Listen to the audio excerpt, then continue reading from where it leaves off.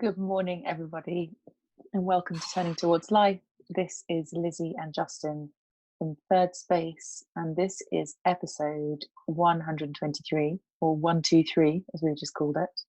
And it's very exciting to be here again.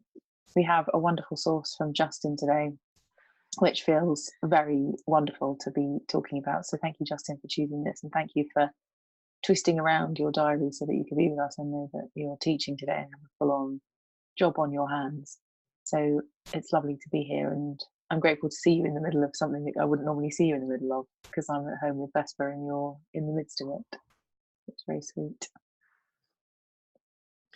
I am Lizzie, still checking out our technology here, because it's very hard for me to tell if we're actually streaming live or not. I got a notification on my thing saying you are now live Facebook. Yes, so we are. I think we may well be. Oh, we are. Yes, excellent. Okay. So I'm sorry for the shenanigans here. I have just tuned into our Facebook live stream, which of course runs about 30 seconds behind us anyway. And there we are. There you are, saying hello to everybody this morning. So that means that we are here, and it's really wonderful to be here. And I'm sitting looking out at a gale blowing outside us here in London. The trees are bending in the wind and the wind is raging around us. And it's also the Sunday morning of, as of course you'll know, Lizzie, our professional coaching course. So we're 3/4 of the way through the year. And I'm coming into this morning having had the most beautiful and moving day yesterday, because on the Saturday of the middle of this session of the course, we bring in guest clients who maybe have never had a coach before and certainly don't know any of our student coaches, and they get coached for the day. And my goodness, Lizzie, it was the most beautiful day to hear what people said at the end of the day about what had become possible for them, because they came into the orbit of some very kind and very wise people who are practicing bringing themselves to the world. So I'm in the venue and I'm deeply moved by it, and I'm here filled this morning, with a really strong sense of hopefulness about what humans can be for one another, and how we can love one another in ways that are deep and true. Not because this is what people were saying yesterday, was that what it was like to be with our student coaches was, of course, very delightful, but not just lovely. It was also true and real, and they got to talk about things that really matter, that we don't often get to talk about. And that's, of course, is exactly what we're doing here. You and I is doing that, being up to that together. So such a great place for me to be sitting here at this slightly unusual time, getting on with our call, sort of in the midst, in the atmosphere that's been created by all of that. So, Lizzie, you and I got talking last week after our call about whether we could find a way of talking about the ridiculousness of being a human and celebrating it and enjoying it. And I remembered this poem, and I thought that it pointed some of the way into this, and it would be a wonderful launching place for our conversation. So our source this morning is a poem called Advice, and it's by Bill Home, and I'm going to read it. Advice. Someone dancing inside us has learned only a few steps. The do your work in 4/4 time, the what do you expect waltz. He hasn't noticed yet the woman standing away from the lamp, the one with black eyes, who knows the rumba and strange steps in jumpy rhythms from the mountains of Bulgaria. If they dance together, something unexpected will happen. If they don't, the next world will be a lot like this one.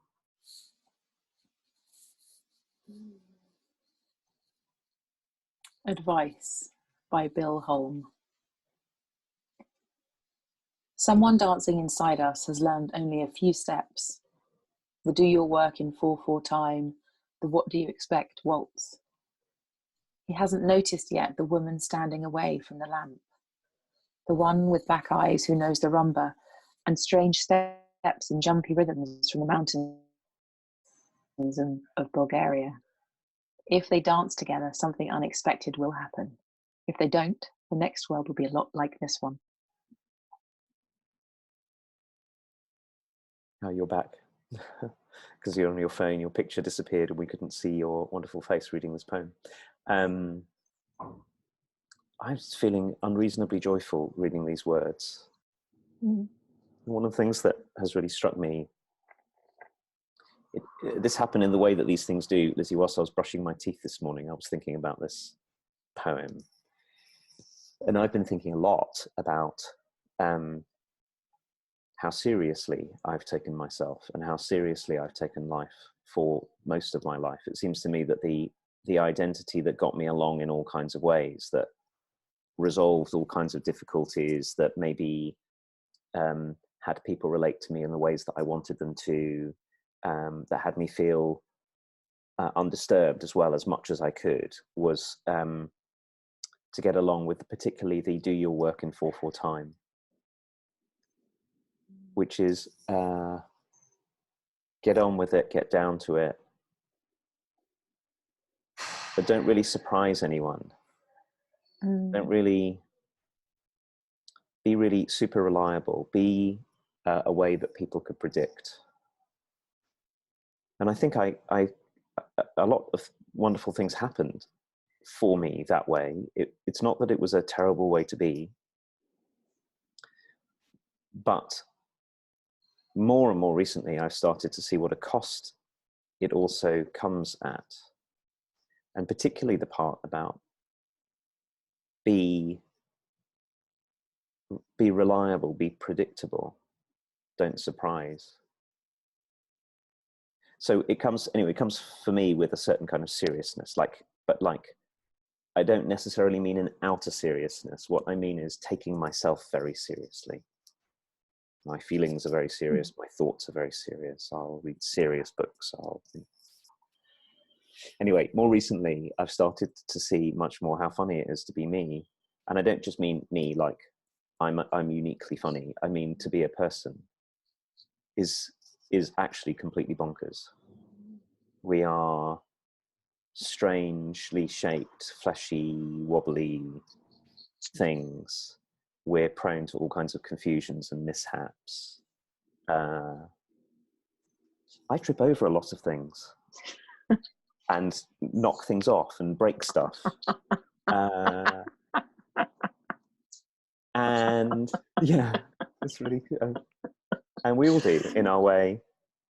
And there's so much to be said. I mean, I know I'll just talk about me for the moment, but there's so much to be said for knowing the woman with black eyes who knows the rumba and strange steps and jumpy rhythms, and marrying her with, having her dance with, and that's what I love about this poem, having her dance with the other parts. It's not that the do your work in 4/4 time doesn't have its place. Of course it does. Sometimes that's exactly what it's called for. But whenever we sort of let ourselves be dominated by one pole rather than the other, and this pole for me, the strange steps and jumpy rhythms from the mountains of Bulgaria, is really feeling joyful and enticing. And last thing to say about it is, for now, is what I'm noticing is that as I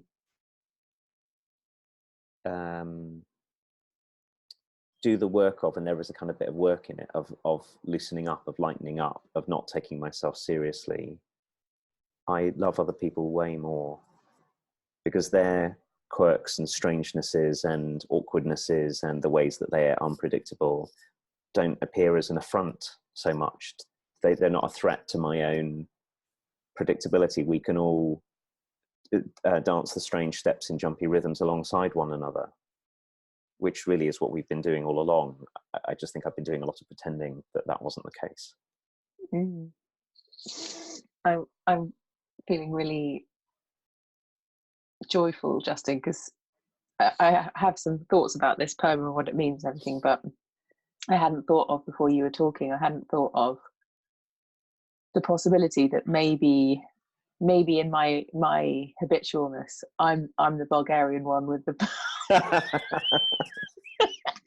and you're the one with the reliability. And then and in a way, it's a way of us talking about what makes this possible, which it feels like there's somehow in our journeys we've become open to otherness, and there is a contrast between you and I.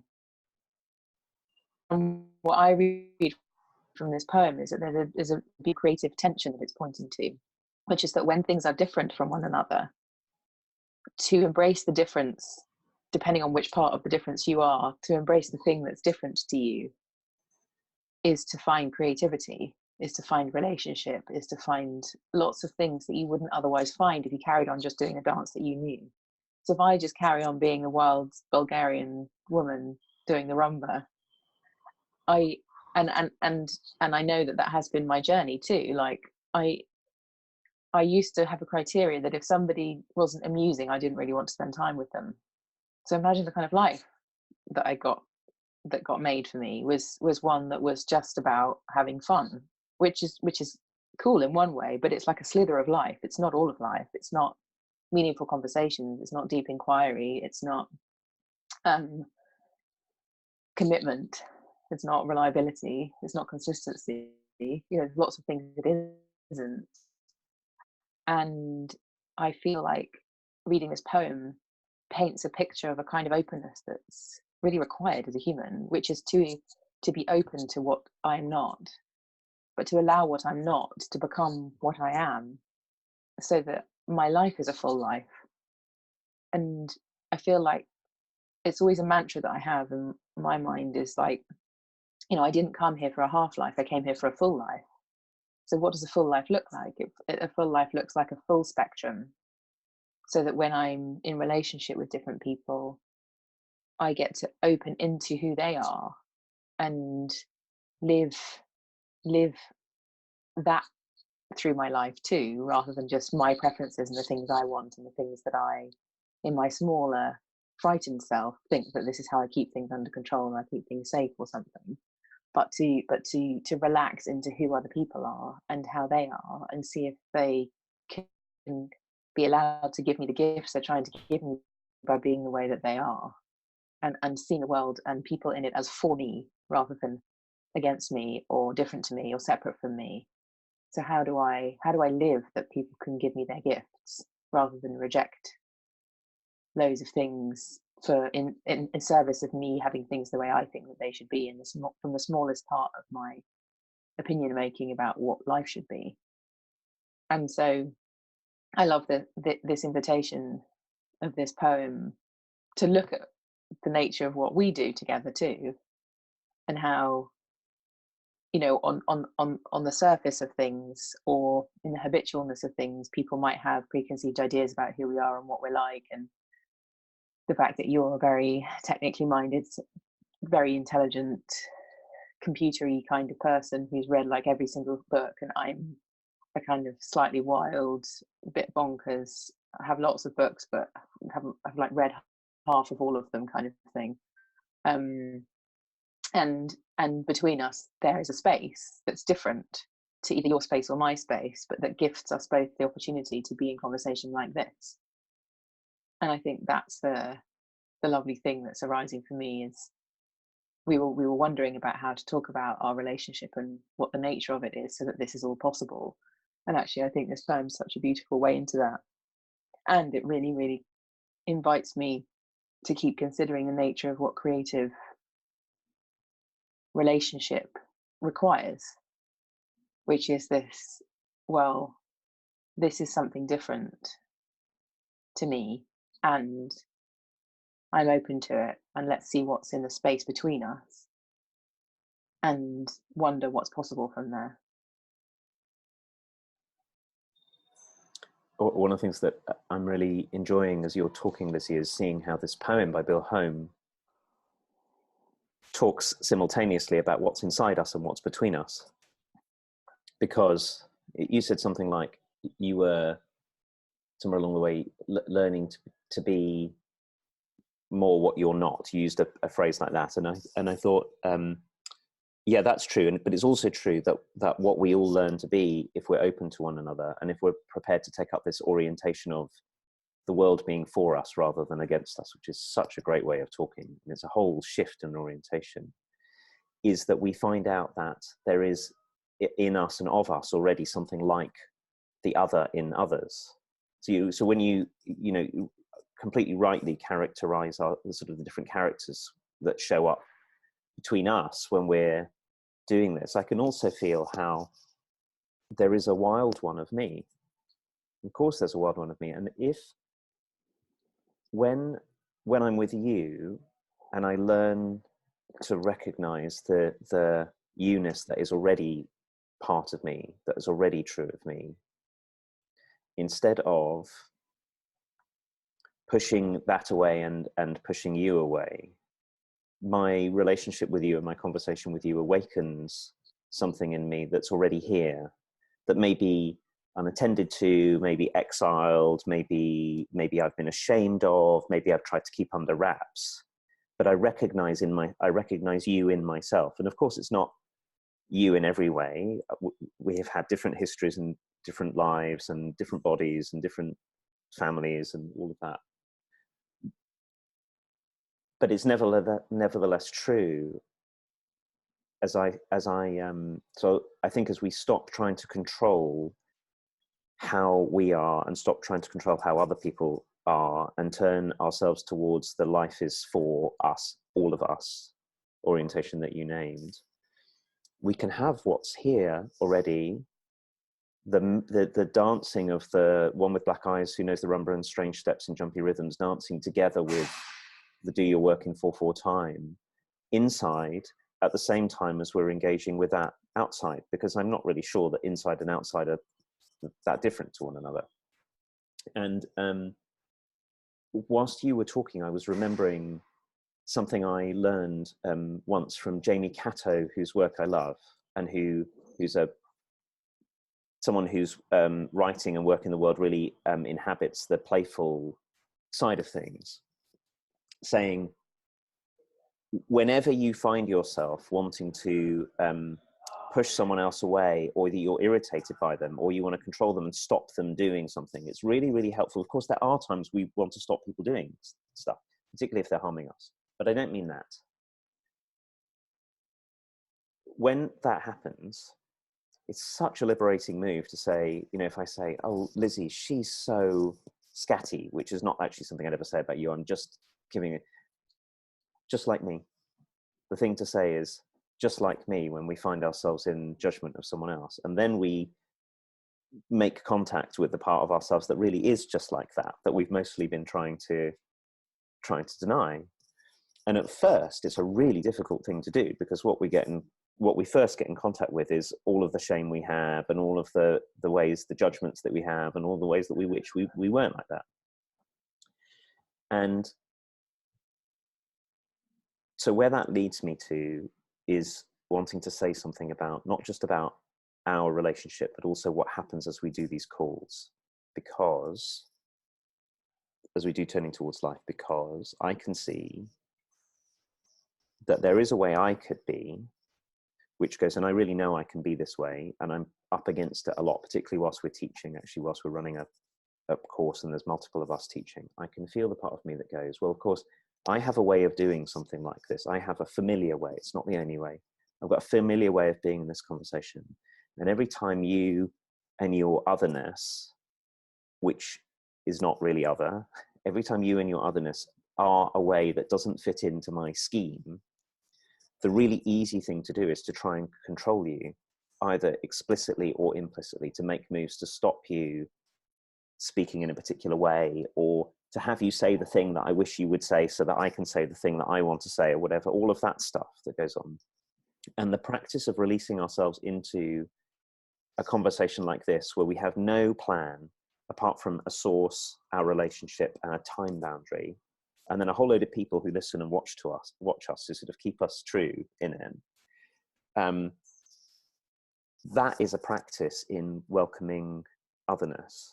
and particularly for me, welcoming the otherness in me by letting go, by relaxing, by going, whatever Lizzie says that will be different is beautiful and brilliant and necessary and for us.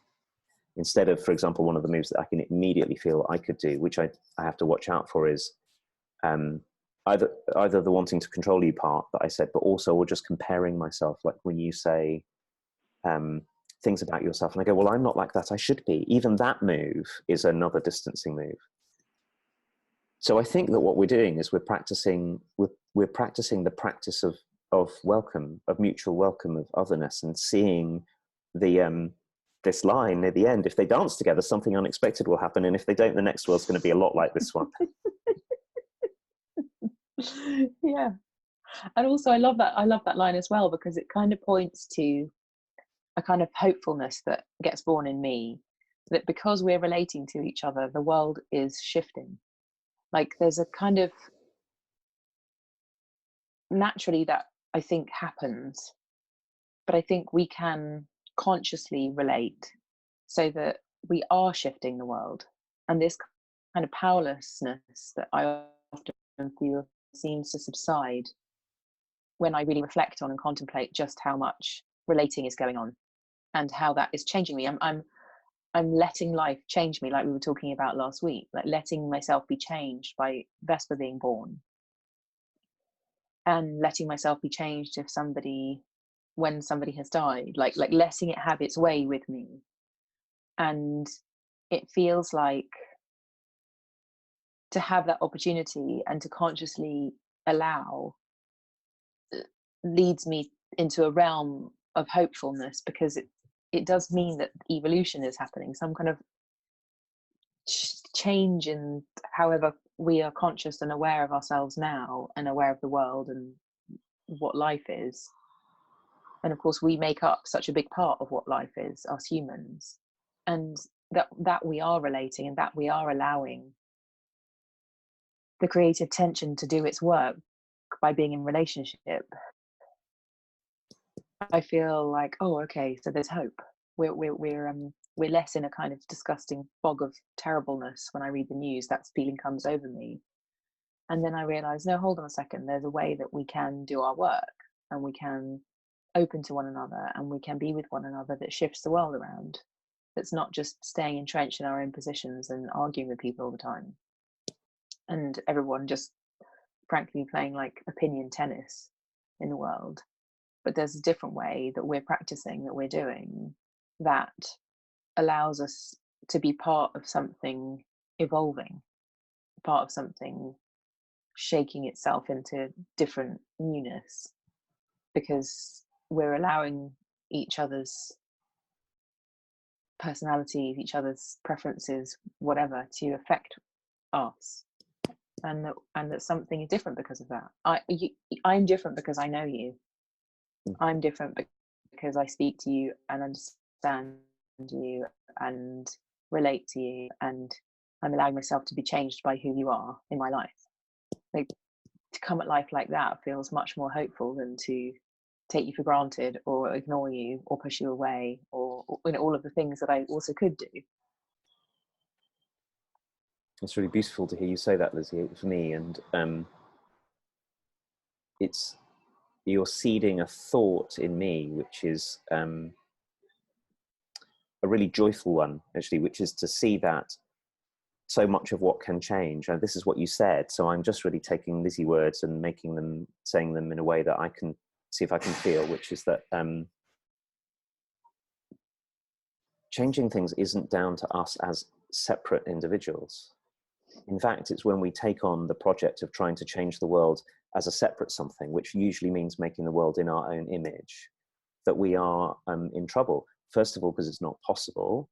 And second of all, because as Bill Holmes says, it pretty much ends up with the next world being a lot like this one. Because that's the work of trying to make you a particular way. Like, have you fit into my scheme? Have you fit into be a bit player in my familiar narrative of who I am and who other people are? Or have you fit my preferences? Or try to fix you, whatever that means, so that you'll be a piece that slots in. That project, a lot of us are up to a lot of the time, quite understandably, I think, because it sort of feels so, in a way, intuitively obvious, unless we really slow down and soften and open ourselves, that I am this separate something, and who knows if anybody else is real anyway. I might as well just get on with the project of sort of a kind of world domination. And what you said was, I think, was, no, what's hopeful is this mysterious and wonderful and unpredictable and deeply, deeply alive something that happens when we'll let ourselves be in relationship with one another. And most importantly, what you said was, when we will let ourselves be changed by one another. And it seemed to me that a big part of our conversation has been that one of the ways that we can let ourselves be changed by one another is we can let our encounter with other people have us engage, and our welcome to other people have us engage also in the arts of welcome of what's already here of us. So as I welcome you and stop trying to smush you into a different shape or demand that you're more like me or compare myself to you, or, you know, any of those things that fall into the first story, and instead trust that something will arise creatively, unpredictably, unknowably from learning to relax and welcome, that we all get to welcome our human capacities and qualities home. That's how they get to come home. And of course, that's where creativity is. And that's also where our capacity to take care of one another is. They're the same thing. And we can give up the project of fixing everyone and everything as if there was something wrong. Because mostly when we think there's something wrong, I think it's because we're only seeing part of the story. I'm only seeing that of you, which doesn't fit my story about how you should be and what I'm prepared to welcome and accept. And I'm aware that as I'm talking, that it might sound like that means just accepting everything that other people do, and but it isn't, because as I welcome you in your fullness, if we're in some kind of difficulty, like you're treating me in a way that's hurtful to me, I can talk to you about it, because I'm welcoming that of you that is not what you're currently up to. Yeah. So I really want to distinguish this, because I think sometimes when we talk this way, it can superficially sound like it's a sort of anything goes. Oh, you just mean anything goes. You mean if you want to hit me, you can hit me. You'll welcome it. No. But I will welcome, if I can welcome that of you which also loves, and that of you which also takes care. And I don't mean you, of course, Lizzie, when I'm saying this, you know that, but so it's much more sophisticated and subtle than that when we start to see what it really is to welcome one another's humanity in this way. And it's also, frankly, it's also hilarious, because what we get into contact with, or at least I'm getting onto the hilariousness of it, because what I get into contact with is how bonkers and bizarre we are, which is beautiful. Yeah. Oh, and I am that too. You know, that's what I learned too. Yeah, absolutely. So I know we've got to that time where we have to finish. I have to go off and teach a class, and you have to go off and do whatever you're doing, and presumably everybody who's been watching and listening in all the different ways that you do has to go too. And I want to end, for my part, Lizzie, by thanking you, as always, for doing this. What a joy. But I also want to thank a ton of people came our way this week. A ton of people joined us in our Facebook group. A ton of people started listening. However you all found your way to us, we are really, really glad you're here. And we will so look forward to seeing you again next week. Thank you so much, everybody, and we'll see you next Sunday. Bye.